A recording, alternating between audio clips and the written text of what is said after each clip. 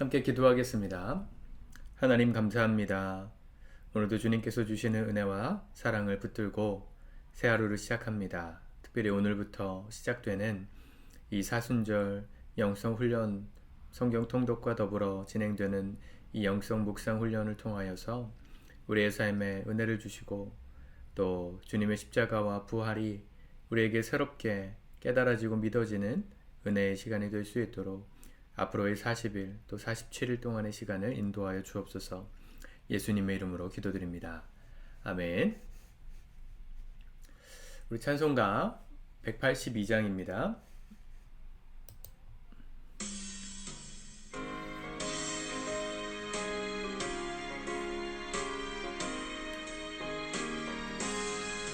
강물같이 흐르는 기쁨 성령 강림함이라.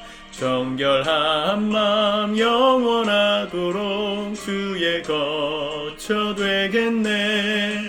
주님 주시는 참된 평화가 내 맘속에 넘치네. 주의 말씀에 거센 풍랑도 잠잠하게 되도다. 나의 생명 소생케 됨은 성령이 마심이라. 모든 의심 슬픔 사라져 주의 평강 넘치네. 주님 주시는 참된 평화가 내 맘속에 넘치네. 주의 말씀에 거센 풍랑도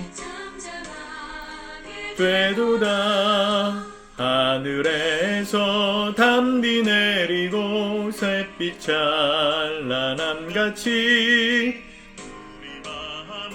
성령이만이 주님 보내심이라. 주님 주시는 참된 평화가 내 맘속에 넘치네. 거센 풍랑도 잠잠하게 되도다. 생명실에 넘쳐 흘러서 마른 광야 적시니. 의의 열매 무르익어서 주수를 기다리네. 주님 주시는 참된 평화가 내 맘속에 넘치네. 주의 말씀에 거센 풍랑도 잠잠하게 되도다.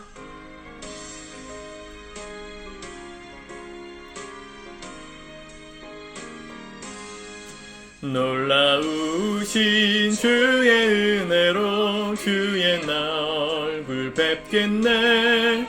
평화로운 안식처에서 영원토록 쉬겠네. 주님 주시는 참된 평화가 내 맘속에 넘치네. 주의 말씀에 거센 풍랑도 잠잠하게 되도다. 아멘. 오늘은 사순절 말씀 묵상 첫 번째 날입니다. 오늘의 본문은 가피풀 성경 어플에 나와 있는 대로 마태복음 4장 1절에서 11절까지의 말씀 같이 읽고 우리 묵상하도록 하겠습니다. 시작.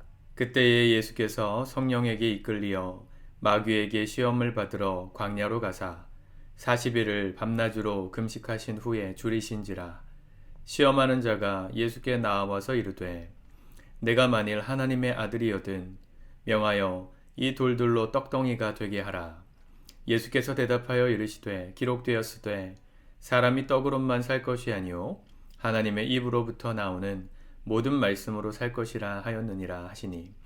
이에 마귀가 예수를 거룩한 성으로 데려다가 성전 꼭대기에 세우고 이르되 내가 만일 하나님의 아들이거든 뛰어내리라. 기록되었으되 그가 너를 위하여 그의 사자들을 명하시리니 그들이 손으로 너를 받들어 발이 돌에 부딪히지 않게 하리로다 하였느니라. 예수께서 이르시되 또 기록되었으되 주 너의 하나님을 시험하지 말라 하였느니라 하시니 마귀가 또 그를 데리고 지극히 높은 산으로 가서 천하 만국과 그 영광을 보여 이르되 만일 내게 엎드려 경배하면 이 모든 것을 내게 주리라. 이에 예수께서 대답 말씀하시되 사단아 물러가라. 기록되었으되 주 너의 하나님께 경배하고 다만 그를 섬기라 하였느니라. 이에 마귀는 예수를 떠나고 천사들이 나와서 수종드니라. 아멘. 네, 예수님께서 오늘 시험산에 가셔서 마귀에게 시험을 받으시는 장면이 본문 말씀의 내용입니다. 마태복음 3장에서 침례 요한에게 침례를 받으시고 하늘로부터 들려오는 음성을 들으셨죠. 이는 내 사랑하는 아들이요 내 기뻐하는 자다. 요한복음을 우리가 보고 있지만 요한복음에서는 단순히 침례 요한과 만남 가운데 침례를 받으셨던 그 사건만을 기록하지만 예수님의 어떤 하나님의 아들 되심을 하늘로부터 음성을 통해 들려주신 이야기, 그렇게 침례 사건이 끝나고 이어지는 바로 마태복음 4장에서는 광야에서 40일 동안 시험을 받으셨다, 이 이야기가 나오는 것입니다.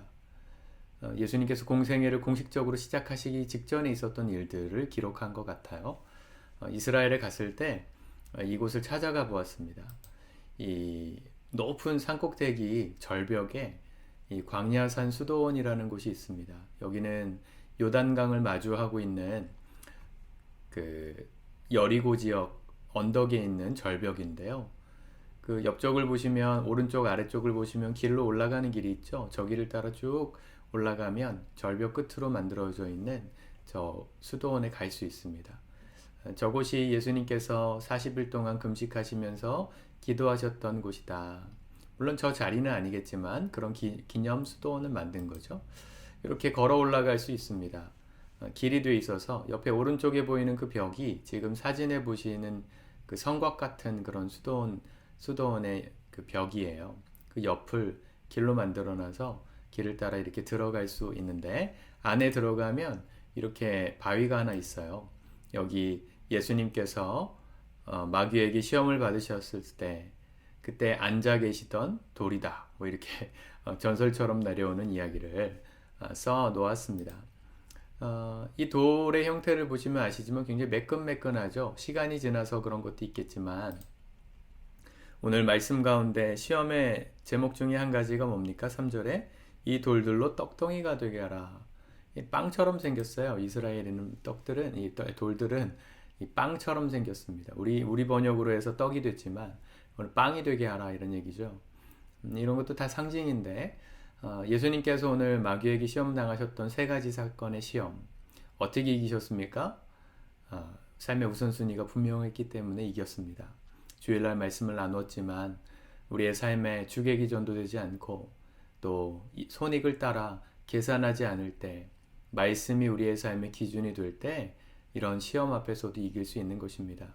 얼마나 손익을 따지기 좋습니까? 그죠? 배고프잖아요.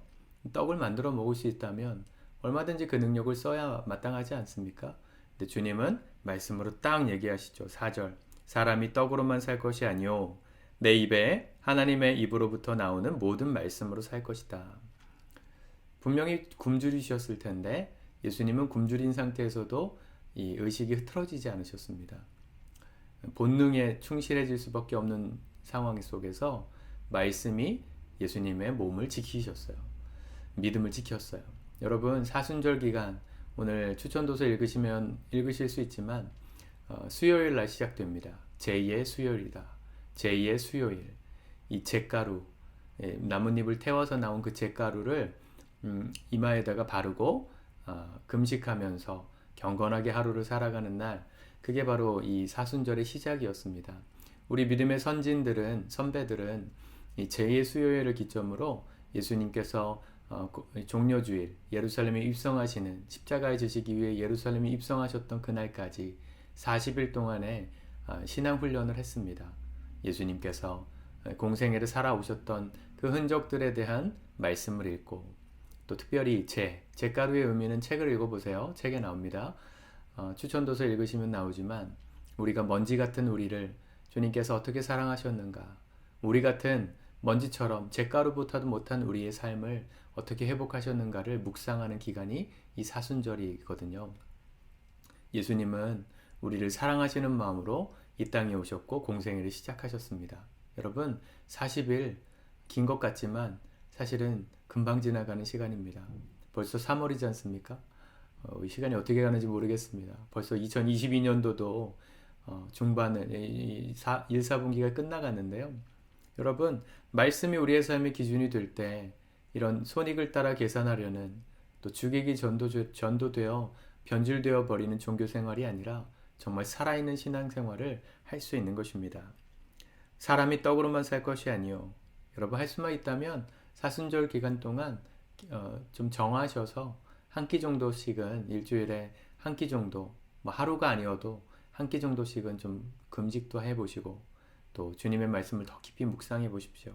하나님의 입으로부터 나오는 모든 말씀, 이 말씀을 묵상하고 통독하는 가운데 우리의 영이 살아나는 것을 느끼실 수 있을 겁니다. 또 성전 꼭대기로 데리고 올라갔다, 5절에 보니까 그렇게 돼 있거든요. 이 광야산 기도원이 있는 곳에서 예루살렘까지는 굉장히 멉니다. 꽤 멉니다. 1시간 가까이 차를 타고 가야 합니다. 근데 순식간에 순간이동을 한 거죠. 성전 높은 곳에 올라가서 그곳을 뛰어내려라. 무슨 얘기냐면 하나님의 아들인 것을 증명하라는 거예요. 사람들한테. 말씀에도 천사가 너 그의 발을 지킬 거라고 했다. 시편 말씀을 인용하면서 하나님의 아들 되심을 드러내라. 보여줘라. 네가 슈퍼스타라는 걸 보여줘라. 했죠. 자기를 드러내려고 하는 이 시대에 예수님이 이 시험을 어떻게 이기셨을까요? 주 너희 하나님을 시험하지 말라 하였느니라.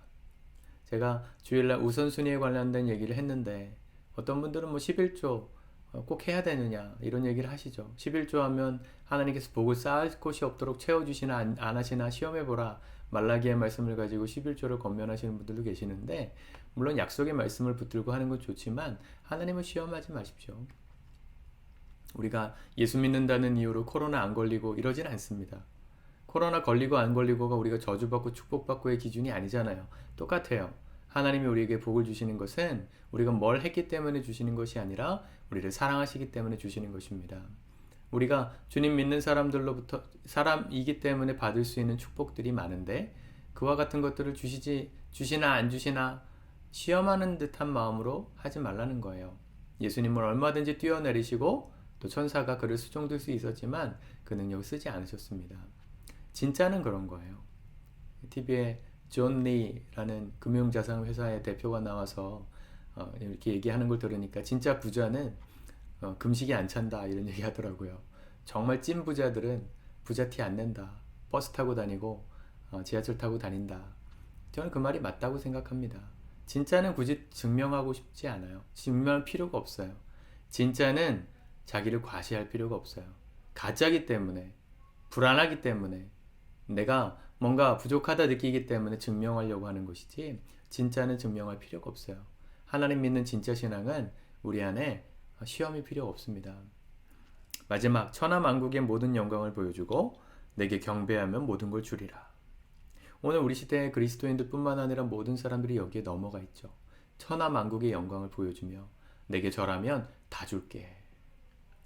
세상의 권력 앞에, 돈의 권력 앞에, 사람 앞에 자신의 모든 걸 던져서 간이고 쓸개고 빼고 절해서 그들이 줄 수 있는 세상의 것들을 누리려고 하는 시대 아닙니까?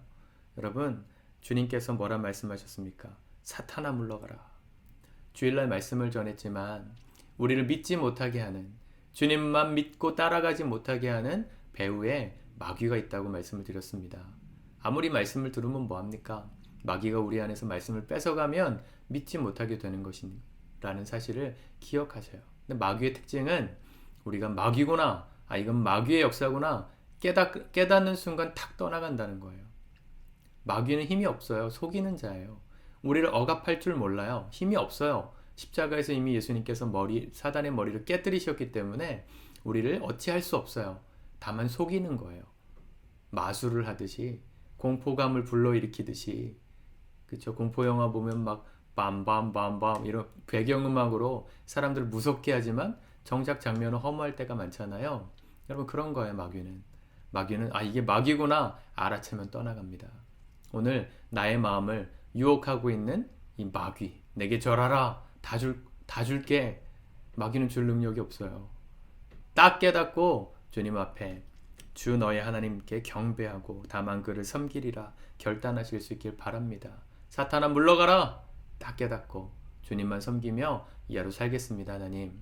그런 마음으로 오늘 이 말씀 한 번 더 읽으시고 묵상하시고 기도하며 이 하루 또 사순절의 첫날 승리하는 날 되실 수 있기를 바랍니다. 기도하겠습니다. 주님, 말씀이 오늘도 우리 삶 가운데 기준이 되게 하시니 감사합니다. 특별히 결단하고 시작하는 이 사순절의 훈련, 영성 훈련, 우리가 끝까지 완주하기를 원합니다. 날마다 말씀을 읽고 이 말씀을 묵상하고 또 책을 통하여 깊이 은혜를 경험할 때 우리의 삶 가운데 십자가와 부활이 생생하게 살아나고 그것이 우리의 삶을 변화시키고 우리의 믿음을 성숙시키는 놀라운 증거들을 볼 수 있도록 인도하여 주시옵소서. 예수님의 이름으로 기도드립니다. 아멘.